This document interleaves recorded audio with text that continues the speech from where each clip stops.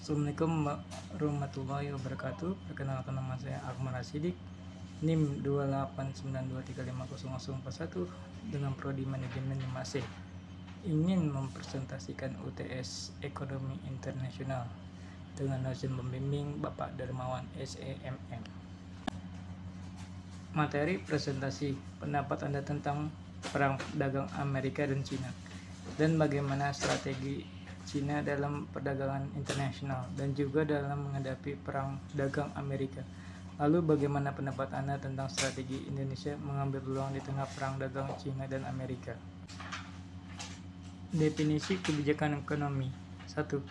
Pendapat tentang perang dagang Amerika Cina.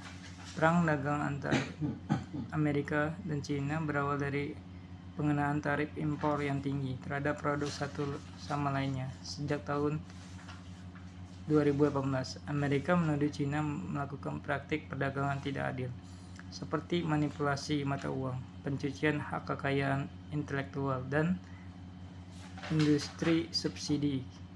Sementara Cina membalas dengan tarif balasan dengan produk AS. Dampaknya secara global, menimbulkan ketidakpastian ekonomi dunia, menurunkan kepercayaan investor. Rantai pasok global terganggu, terutama di sektor teknologi dan manufaktur, mendorong negara-negara lain mencari mitra dagang alternatif termasuk kawasan Asia Tenggara. 2. Strategi Cina dalam perdagangan internasional dan menghadapi perang dagang. Cina tidak hanya bertahan, tetapi juga beradaptasi dengan strategi jangka panjang tersebut. A. Diversifikasi pasar ekspor. Cina memperluas perdagangan ke negara-negara Asia, Afrika, dan Eropa melalui inisiatif atau Belt and Road Initiative atau BRI. Ini mengurangi ketergantungan pada pasar Amerika. B. Meningkatkan produksi dan inovasi domestik. Cina memperkuat industri dalam negeri dengan program Made in China 2025. Fokus pada teknologi tinggi seperti AI, kendaraan listrik, dan semikonduktor agar tidak tergantung pada impor teknologi AS. C. Peran aktif di organisasi internasional. Cina berusaha memperkuat pengaruh di WTO, RCEP atau Regional Comprehensive Economic Partnership, dan forum ekonomi global lainnya untuk menunjukkan komitmen terhadap perdagangan bebas.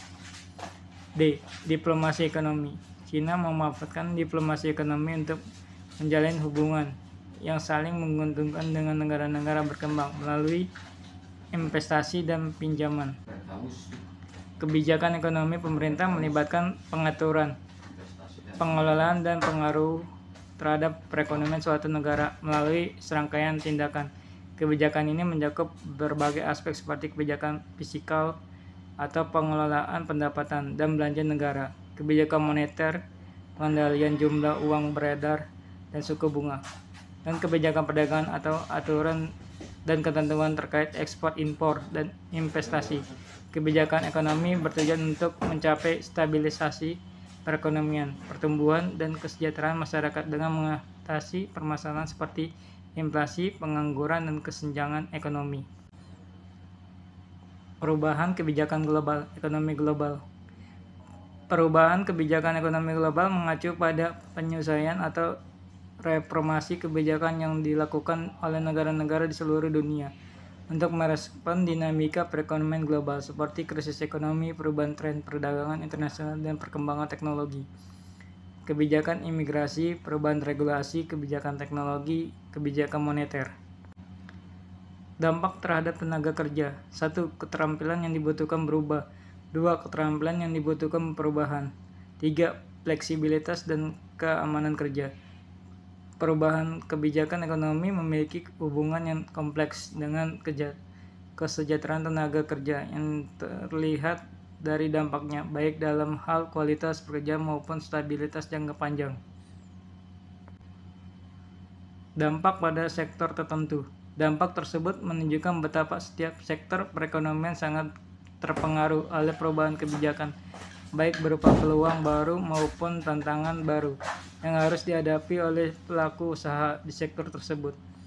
Pertumbuhan dapat dicapai melalui regulasi di sektor jasa seperti perbankan, telekomunikasi, atau pariwisata. Pertumbuhan dapat dicapai melalui deregulasi di sektor jasa seperti perbankan, telekomunikasi, atau pariwisata. Pertumbuhan dapat dicapai melalui deregulasi di sektor jasa seperti perbankan, telekomunikasi, atau pariwisata.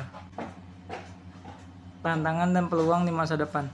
Perubahan kebijakan ekonomi, teknologi, dan lingkungan hidup menjadi penyebab utama ketidakpastian tantangan masa depan yang dihadapi dunia usaha dan perekonomian global. Globalisasi yang semakin cepat seringkali mengakibatkan ketidakstabilan politik, perubahan peraturan yang tiba-tiba, dan terganggunya rantai pasok internasional.